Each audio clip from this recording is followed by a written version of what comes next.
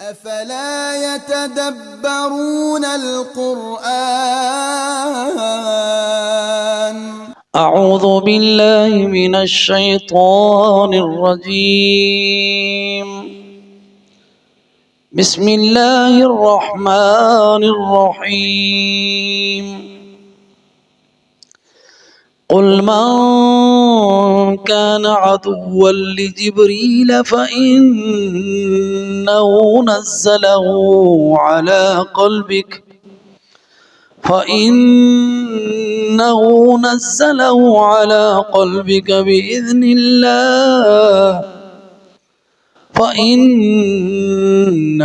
نزله على قلبك بإذن الله مصدقا لما بين يديه وهدى وبشرى للمؤمنين. من كان عدوا لله وملائكته ورسله وجبريل وميكال فإن الله عدو للكافرين. ولقد أنزلنا إليك آيات بينات وما يكفر بها إلا الفاسقون.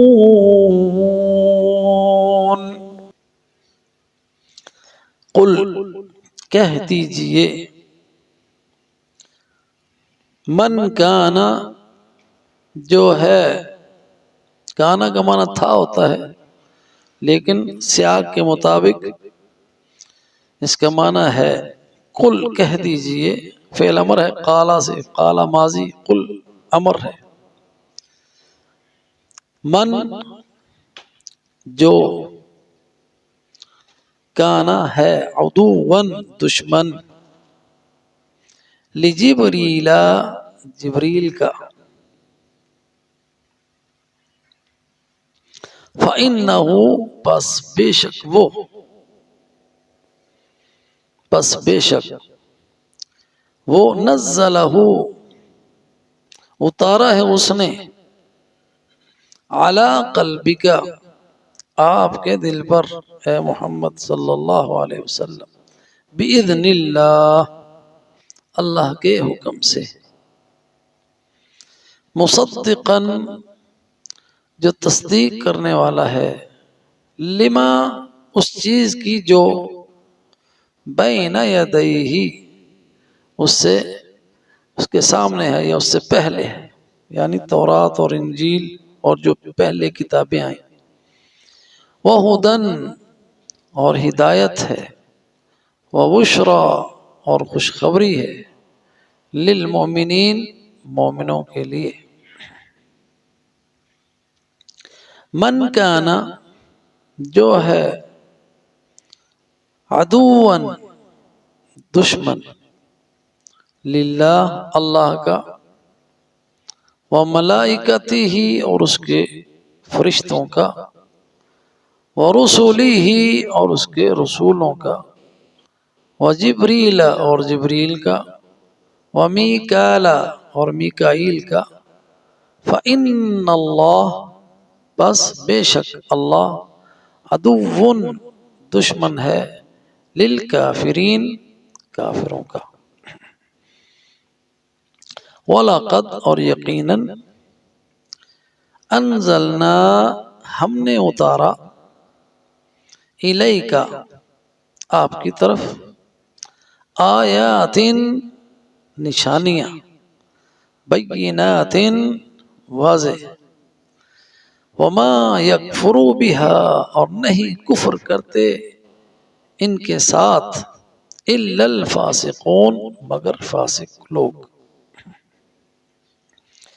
اب ان آیات کی تفسیر دیکھ لیتے ہیں مختصراً.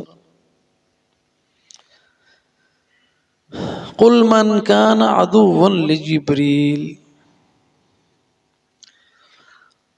اس آیت کا شان نزول یہ ہے کہ یہودیوں نے نبی صلی اللہ علیہ وسلم سے کچھ سوال کیے،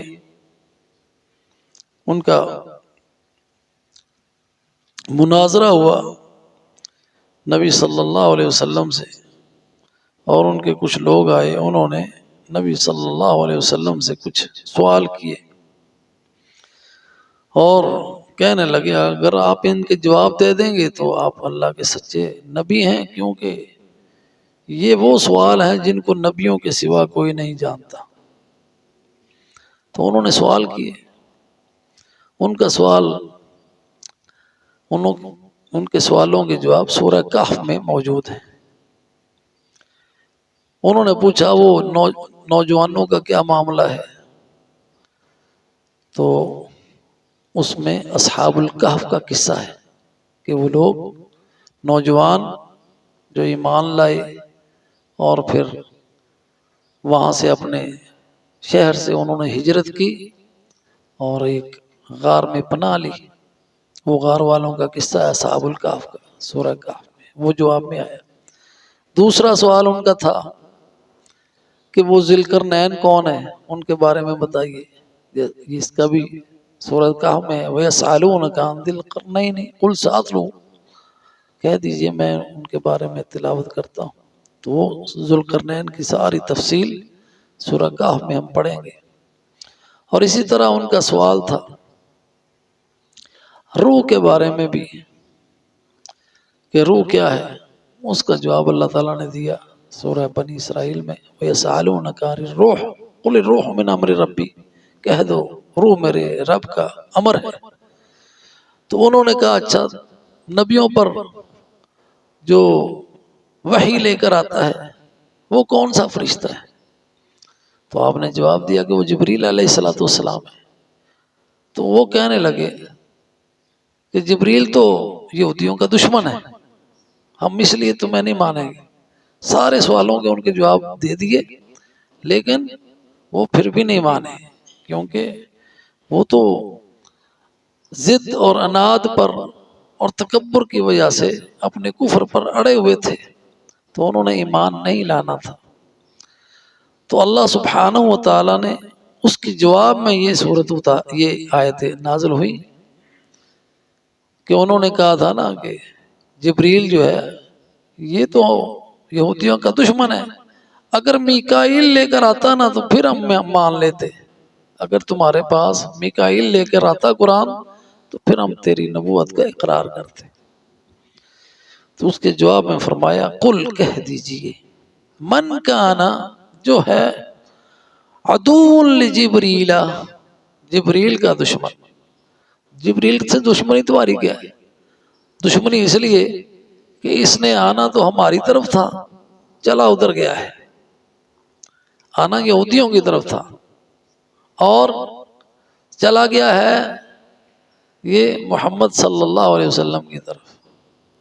تو اسی طرح کا عقیدہ ایک شیعوں کا گروپ بھی ہے، وہ کہتے ہیں کہ آنا تو علی کی طرف تھا، چلا ادھر گیا ہے محمد صلی اللہ علیہ وسلم۔ تو یہ اس طرح یہ سیم ہے، یہود اور جو روافض ہیں ان کا وہ سیم ہے، ایک ہی سکے کے دو رخ ہیں۔ من کان عدوا، جو ہے دشمن لجبریل، جبرائیل کا، فَإِنَّهُ، پس بے شک وہ یا بے شک اس نے نزلہ، اتارا ہے اسے، یعنی وہ قرآن جو لے کر جبریل علیہ السلام آئے ہیں اور نبی صلی اللہ علیہ وسلم پر نازل ہوئے ہیں قرآن لے کر، اور قرآن نازل کیا ہے علی قلبک، آپ صلی اللہ علیہ وسلم کے دل پر جو اتارا ہے قرآن، وہ اس نے اپنی طرف سے نہیں اتارا، وہ تو مامور ہے۔ اور فرشتے اللہ سبحانہ و تعالیٰ کی نافرمانی نہیں کرتے، لا یعصون اللہ ما امرہم ویفعلون ما یؤمرون، وہ تو وہی کرتے ہیں جن کا ان کو اذن ہوتا ہے، اس لیے فرمایا بِإِذْنِ اللہ، اللہ کے اذن سے آیا ہے، اللہ کا حکم ہوا تھا کہ نبی صلی اللہ علیہ وسلم کے دل پر اترنا ہے، نزل به روح الامین علی قلبک لتکون من المنذرین بلسان عربی مبین، آپ کے دل پر اترا جبریل امین اللہ کے حکم سے۔ نبی صلی اللہ علیہ وسلم کے ساتھ جبریل کی دوستی تھی، اور دوست کو ملنے کو دل چاہتا ہے، تو کبھی ایسا بھی ہوتا کہ جبریل کئی دن نہیں آتے، آپ اداس ہو جاتے، جبریل نہیں آیا۔ تو پھر جب جبریل آئے تو ان سے کہا آپ جتنی بار آتے ہیں اس سے زیادہ نہیں آ سکتے۔ تو جبریل نے واضح طور پر بتایا کہ ہم اللہ کے حکم کے بغیر نہیں آ سکتے، جب اللہ کا حکم ہوتا ہے، اذن ملتا ہے تو پھر آتے ہیں، ملاقات اذن کے بغیر نہیں۔ تو قرآن اذن کے بغیر کیسے ہو سکتے ہیں؟ وہ جو اترا ہے قرآن، جو لے کر آیا ہے جبریل آپ کے دل پر، جو اس نے اتارا ہے بِإِذْنِ اللہ، یہ اللہ کے اذن سے ہوا ہے، مصدقاً، تصدیق کرنے والا ہے، مصدقاً۔ اور یہاں پہ جو ہے نا یہ دلیل بھی ہے حضرت جبریل علیہ السلام کی منزلت کی، ان کے شرف کی، ان کے ارتفاع کی، اور یہی دلیل جو ہے نا یہی اس کا شرف، اس سے بھی وہ حسد کرتے ہیں یہودی کہ اس کو یہ شرف کیوں ملا، کہ وہ تو سمجھتے تھے نا ہم محبوب ہیں اللہ کے، تو اگر محبت کسی اور میں دیکھتے ہیں اللہ کی، شرف کسی اور میں، تو اس سے وہ دشمنی کرتے ہیں، اس لیے وہ کہتے ہیں کہ جبریل تو ہمارا دشمن ہے۔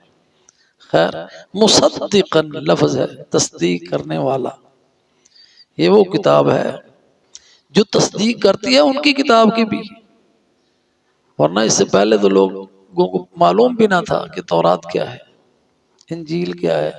اگر قرآن اس کی تصدیق نہ کرتا، قرآن نے ان کا ذکر ہمیشہ کے لیے قائم رکھا ہے اور تصدیق کی ہے کہ وہ اللہ کی کتابیں تھیں، یہ اور وہی احکامات جو تورات میں تھے اور جو انہوں نے بدل ڈالے تھے، قرآن نے ان کو من وعن اسی حالت میں اس میں پھر سے بیان کیا ہے، تحریف سے خالی ہے، اور اس کی حفاظت اللہ سبحانہ و تعالی نے اپنے ذمے لی ہے۔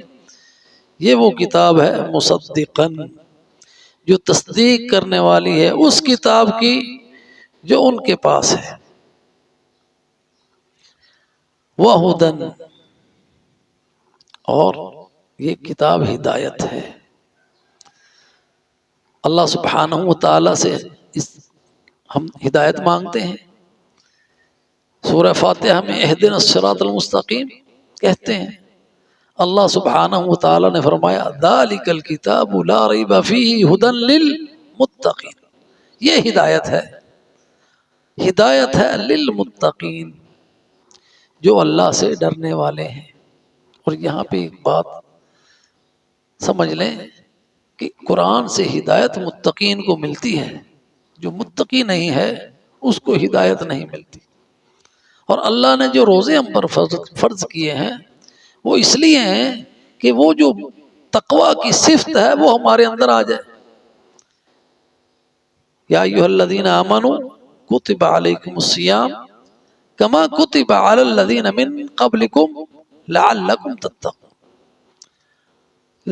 تتقون، تاکہ تم پرہیزگار بن جاؤ، ہم اس کا ترجمہ کرتے ہیں۔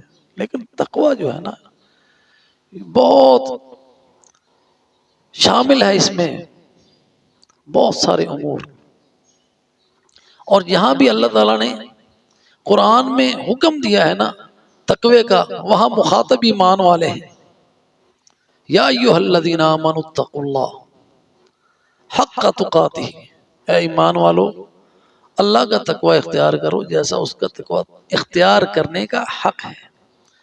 تو تقوی وہ صفت ہے کہ جب انسان کے اندر وہ پیدا ہو جاتی ہے تو انسان کا دل ہر نیکی کی طرف راغب ہوتا ہے، ہر برائی سے بچتا ہے۔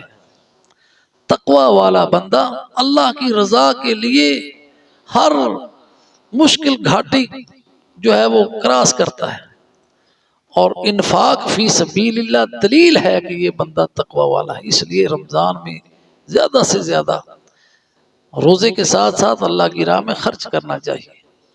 تو جب انسان کے اندر یہ صفت پیدا ہوگی تقوی کی کہ برائیوں سے بچے گا، نیکیوں کی طرف آئے گا، تو اس کے لیے رہنمائی بھی تو چاہیے نا، اللہ کے قریب ہونا ہے۔ تقوی وہ راستہ ہے جو اللہ کے قریب لے جانے والا ہے۔ تو اس کے لیے گائیڈنس کہاں سے ملے گی؟ قرآن سے۔ ہدن، یہ ہدایت ہے، یہ رہنمائی ہے، یہ آپ کو گائیڈ کرے گا۔ ہدن و بشرا، اور اس میں خوشخبریاں بھی ہیں۔ جو اس راہ پہ چلنے والے ہیں اس میں خوشخبریاں ہیں۔ اللہ سبحانہ و تعالی خوشخبریاں سناتا ہے، جنت کی، کامیابی کی، جہنم سے آزادی کی، رفعت درجات کی، دنیا و آخرت کی بھلائیوں کی، اور ہر طرح کے جتنے بھی بیماریاں ہیں اس کی شفا ہے قرآن۔ شفاء لما فی الصدور، شفا ہے، ہدایت ہے، رحمت بھی ہے، شفا بھی ہے، اور یہاں پہ فرمایا وبشرا، اور خوشخبری بھی ہے، اللہ کی رحمتوں کی خوشخبری۔ جب انسان قرآن پڑھتا ہے اللہ کی رحمتوں کا نزول ہوتا ہے۔ جب انسان سیکھتا ہے اللہ کے فرشتے اس کے لیے احتراماً پر اپنے بچھاتے ہیں، اور اس کے درجات بلند ہوتے ہیں، کیونکہ جو عالم ہوتا ہے اس کی تعظیم فرشتے بھی کرتے ہیں۔ علم کی وجہ سے انسان کو فضیلت ملتی ہے، اور عالم انسان جو مومن بھی ہو، عالم بھی ہو، اس کی فضیلت ایسے ہے جیسے کہ نبی صلی اللہ علیہ وسلم نے فرمایا میری عام امتیوں پر ہے۔ کتنی بڑی فضیلت ہے، یہ فرق ہے عالم کا۔ اس لیے ہمیں علم سیکھنا چاہیے، اور زندگی بھر اس کے لیے کوئی عمر کی قید نہیں ہے کہ ہم سمجھیں کہ اب تو ہماری عمر نہیں رہی، ساری عمر بندہ سیکھتا ہے۔ تو قرآن ایسا سمندر ہے جس کی کوئی انتہا نہیں، اللہ کا کلام ہے، ہر لفظ کے اندر گہرائیاں ہیں، ہر لفظ کے اندر ہیرے جواہرات ہیں، جو انسان جب اس کو ملتے ہیں تو اس کو خوشی ہوتی ہے کہ مجھے علم حاصل ہوا ہے، اور ہر وہ علم روشنی ہے جو اللہ کے قریب کرتی ہے۔ ہر برائی کا چہرہ جو مزین کر کے شیطان دکھاتا ہے، وہ اس کا کبھی چہرہ اس کے بصیرت کی وجہ سے اس کو نظر آ جاتا ہے اور وہ اس سے دور ہو جاتا ہے۔ یہ ہدایت ہے، یہ بشرا ہے۔ اور ہدایت کا معنی ہوتا ہے کہ بندے کو پتہ چل جائے، اسے تمیز آ جائے۔ بصیرت یہی ہے، تمیز کیا ہے؟ فرق کر لے۔ ہر بندہ دعویٰ کرتا ہے میں سچا ہوں، میں سچا ہوں، باطل بھی کہتا ہے کہ میں سچا ہوں، تو کیسے پتہ چلے کہ کون سچا ہے؟ اللہ سبحانہ و تعالی نے فرمایا ان تتقوا یجعل لکم فرقانا، اگر تم اللہ کا تقوی اختیار کرو گے تو پھر تمہارے اندر یہ تمیز آئے گی۔ اور یہ قرآن کا نام فرقان بھی ہے۔ تبارک الذی نزل الفرقان علی عبدہ، بابرکت ہے وہ ذات جس نے فرقان اپنے بندے پہ نازل کیا۔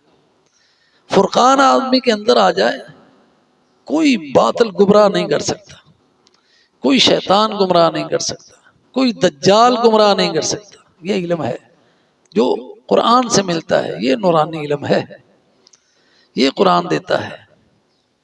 ایسا اگر انسان کو یہ مل جائے، یہ بصیرت مل جائے، تو اس کے لیے اس سے بڑا انعام نہیں ہے کہ حضرت یوسف علیہ السلام کو یہ بصیرت ملی نا، اللہ تعالیٰ نے دی نا۔ تو آپ یہ دیکھیں کہ کس قدر وہ ملکہ ہے جو بلا رہی ہے، لیکن اس کی دعوت کو تو قبول نہیں کیا۔ مزین ہے، سجی ہوئی ہے، لیکن کیوں؟ اس کے بصیرت سے وہ قباحت نظر آ گئی کہ اس سے تو اچھا ہے میں 10 سال جیل میں رہوں، 10 سال جیل میں رہے اس پداش پر کہ بات نہیں مانی۔ تو جب انسان صاحب بصیرت ہوتا ہے تو پھر وہ مشکل راستہ قید کا ہو، قتل کا ہو، اللہ کی راہ میں جہاد کا ہو، وہ مشکل راستہ اس کے لیے آسان ہوتا ہے، وہ اختیار کرتا ہے، اور برائی کا راستہ اس کے لیے مشکل ہوتا ہے کہ اس میں اللہ کی نافرمانی ہے، اور وہ بظاہر کتنا بھی آسان نظر آ رہا ہو لیکن صاحب بصیرت آدمی کے لیے وہ مشکل ہوتا ہے۔ تو یہ ہدایت ہے، یہ فرقان ہے، وہ ہدن وہ بشرا، لیکن ہے کن کے لیے؟ للمومنین، یہ مومنوں کے لیے خاص ہے۔ اگر ایمان نہیں ہے تو نہ ہدایت ہے نہ بشرا ہے۔ قرآن جو ہے یہدی بہ کثیرا ویضل بہ کثیرا وما یضل بہ الا الفاسق، تو وہ فاسق ہیں۔ ایمان کا عکس ہے فسق اور فجور۔ تو اگر ہدایت لینی ہے تو ایمان لانا ہے۔ اس سے اگلی آیت ہے من کان عدوا للہ، جو اللہ کا دشمن ہے، وملائکتہ، اور اس کے فرشتوں کا، ورسلہ، اس کے رسولوں کا، وجبریل و میکالا، جبریل کا اور میکائیل کا۔ اب دیکھیں فرشتوں کا ذکر ہوا عام، اس کے بعد ذکر خاص ہے جبریل کا اور میکائیل کا، اور یہ ان کے شرف کے لیے، یہ ان کی عظمت کے لیے کہ عام کے بعد خاص طور پر جبرائیل اور میکائیل کا شرف بیان کیا۔ تو اللہ سبحانہ و تعالیٰ نے فرمایا جو ان کا دشمن ہے تو اللہ ان کا دشمن ہے۔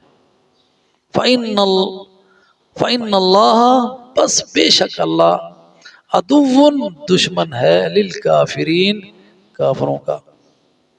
تو اے معاشر یہود، اگر کفر کی بات کرو گے تو اللہ تمہارا دشمن ہے، کیونکہ اللہ سبحانہ و تعالیٰ نے فرمایا، حدیث قدسی ہے، من عاد لی ولیا، جو میرے دوست سے دشمنی کرتا ہے، ہاں جی، فآذنتہ بالحرب، میرا اس کے ساتھ اعلان جنگ ہے۔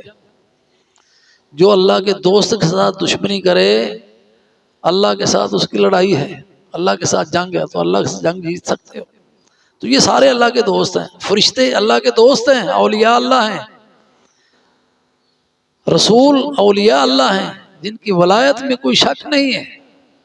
رسول سے بڑھ کر کوئی ولی اللہ نہیں ہوتا، رسول سے بڑھ کر کسی کا رتبہ نہیں ہے۔ انسانوں میں اللہ تعالیٰ نے رسول چنے تو وہ سارے کے سارے اللہ کے دوست ہیں۔ تو جو اللہ کے دوست کے ساتھ دشمنی کرے گا اللہ نے اس کے ساتھ اعلان جنگ ہے۔